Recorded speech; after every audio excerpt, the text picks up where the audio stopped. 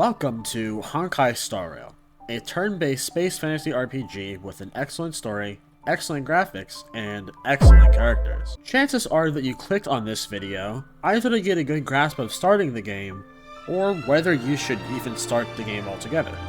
Well, either way, I promise you that I will bring you to the light so your account can soar. But, before we begin, here's a quick note. There was a video I made that was pretty much exactly like this, and it was made during a time when I was starting content creation again, and when I thought I knew more than I really did. Rest assured, I changed, and if you want to see that video, it will be linked in this video and at the end of the video. Now, without further ado, let's begin. Like the last video I made like this will be divided into chapters, but what's different is that I will not be wasting any more time by summarizing those chapters since that is unnecessary. Let's begin.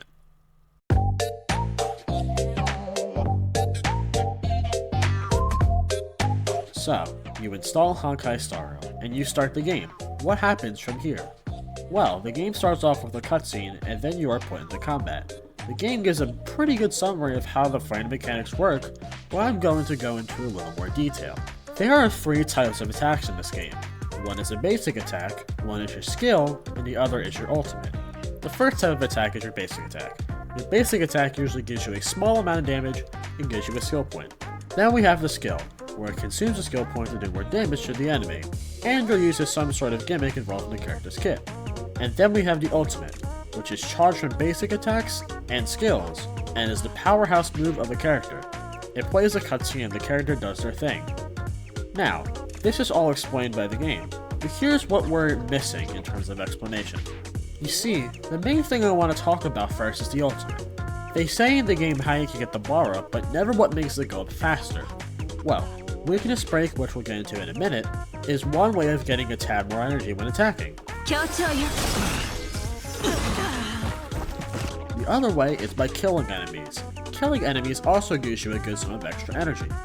Another thing the game doesn't tell you is when it's acceptable to use your ultimate. A character after they gain their ultimate can use it any time after the bar is full. And yes, that means any time. This means you can interrupt enemy attacks with ultimates, and you can also just pop the ultimates right away. This can be very helpful against tough enemies.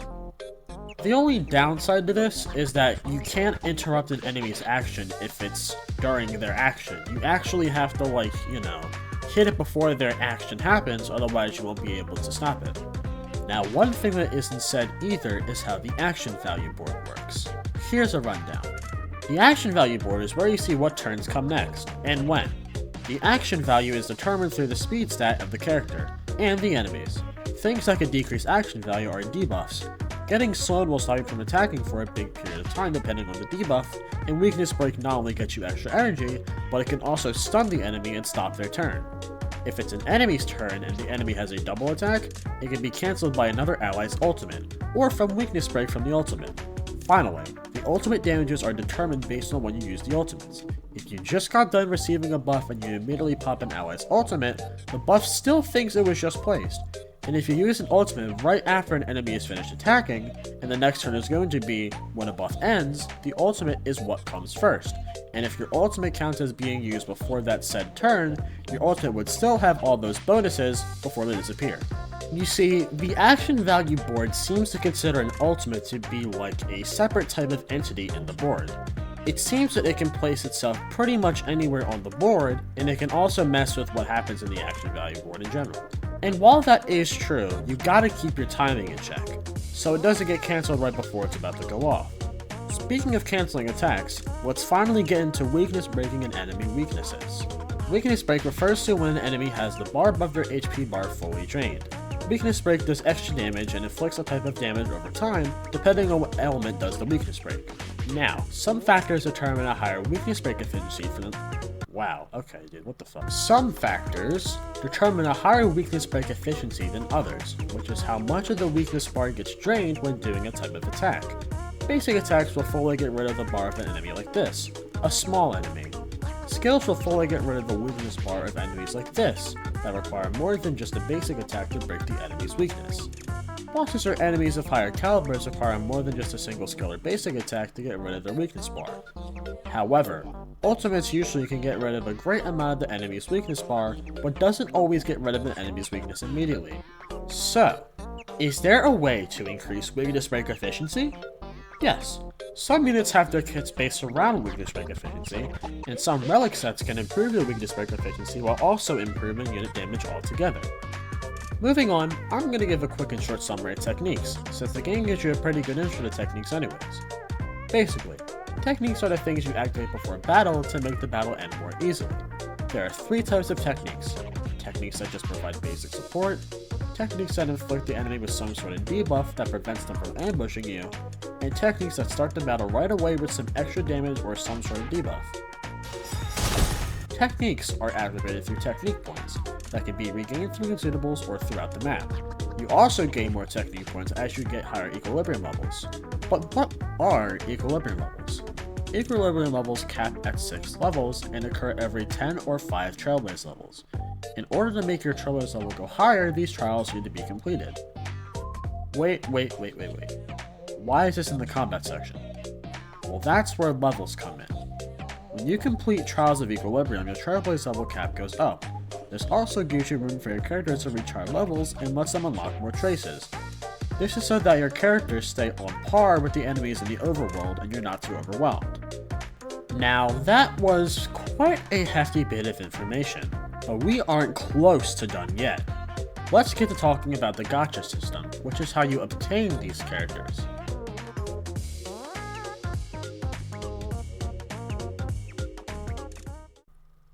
In Honkai Star, you have a chance to pull a 3-star Lycone, a 4-star Lyconer character, and you have a chance to pull a 5-star character. This system is the limited banner. Every limited banner has boosted rates for the promo character on the banner, so that the promo character is more common to obtain. But there is a catch. Every 90 pulls in any banner you are guaranteed a 5-star drop. In the limited banner you have a 50% chance to obtain the current limited 5-star character, and another 50% chance to obtain a standard banner 5-star.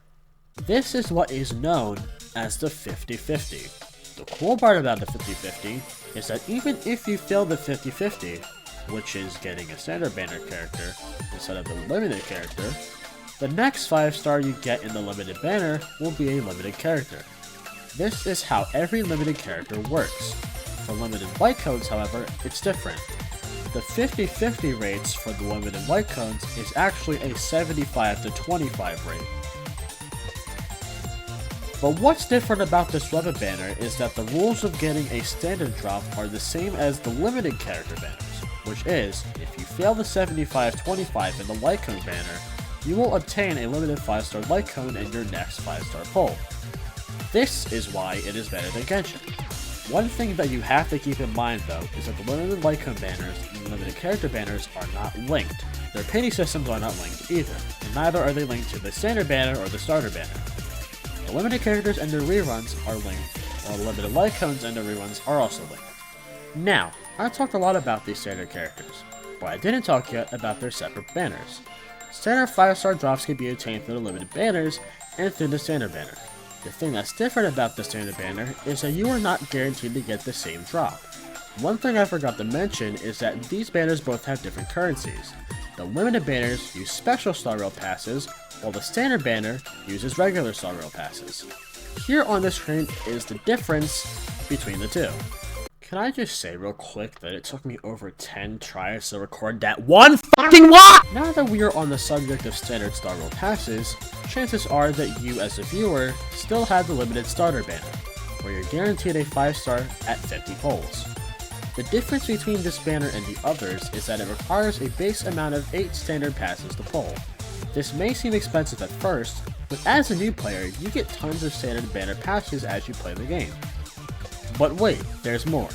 Whenever you pull on a banner, you get 20 of these currencies called Undying Embers, or 8 Undying Starlight. You usually get Undying Embers from a 3-star pull, and you usually get Undying Starlight from 4 and 5-star pulls. If you have several copies of something, the amount of Undying Starlight you get could be higher. Now, these currencies can be used in their own respective shops, the Ember Exchange and the Starlight Exchange. the Ember Exchange and Starlight Exchange refresh every 30 days. Why is this all important though? Well, it's because of what's in these shops. In the Starlight Exchange, you can purchase 5-star light cones, 4-star characters, and Star Rail passes. In the Ember Exchange, you can purchase leveling material, credits, and Star Rail passes. But there's also the Stellar Trade, which exchanges Stellar Jades for Star Rail passes too. Now, there's a good method that I use when going about these shops that I still use to this day. That got me like 35 stars by the end of the Xianzhou. With my own luck of course, but I think you should also have a good chance of getting the same as me too, since I also suggested this to my friends. Now here's my method. Feel free to follow it if you wish, it's up to you for some of these too. Now, since you obtain regular Star Rail passes throughout the game very commonly, you never want to spend your Undying Starlight or Stellar Jades on regular Star Rail passes. You always want to buy special passes. As for the Embers Exchange, buy every special Star Rail pass first, and then you can buy the standard ones. The limited characters are, 9 times out of 10, priority number 1 in the Gacha System. This will have you constantly rolling on the special banner, while also getting some regular pulls from leveling up. One thing to note though, is that you don't go wrong when saving for 5-star light cones, but I would strongly suggest getting a few 5 stars before doing so, because otherwise the light cones would serve no purpose when you get them. Now what characters should we pull for in Hunk Shit Starbucks? Pulling for meta is an easy way out, but you really shouldn't be pressured into going that path unless it's what you truly want to do. The way I personally play is I get the character I want, if they're good. I like some characters, don't get me wrong, but if they're not going to give a good value and only serve the purpose of collecting dust on my account, there is no point in pulling them. If you want to pull for every character you want, there's 3 things to keep in mind. Number 1. Prioritize pulling for characters that will make that unit you like shine even brighter. 2. Please do not cram every character you like into one team unless it's an actually viable playing style. For more on that, check out my team building video. And finally 3. Skipping on OP characters just because you don't like them is not the right way to play. You will sink your account into the fucking floor if you do that. Even if you don't like them, they probably will have a good value to your team. One more thing to keep in mind is that you should work at your own pace. Don't try to rush to the end game and obtain the best stats when you're just starting the game. You might get demotivated from seeing how good people are in comparison to you when you're new to the game.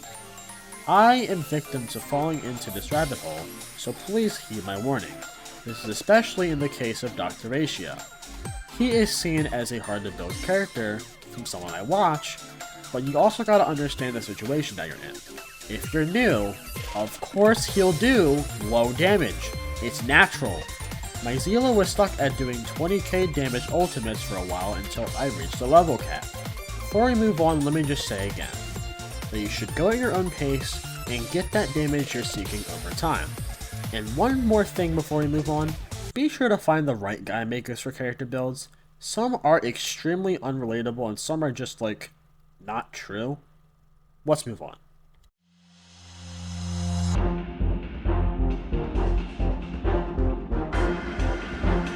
Now that we've gone through all the talk about characters, let's move on to how we can obtain the currency for the Star Rail passes we need.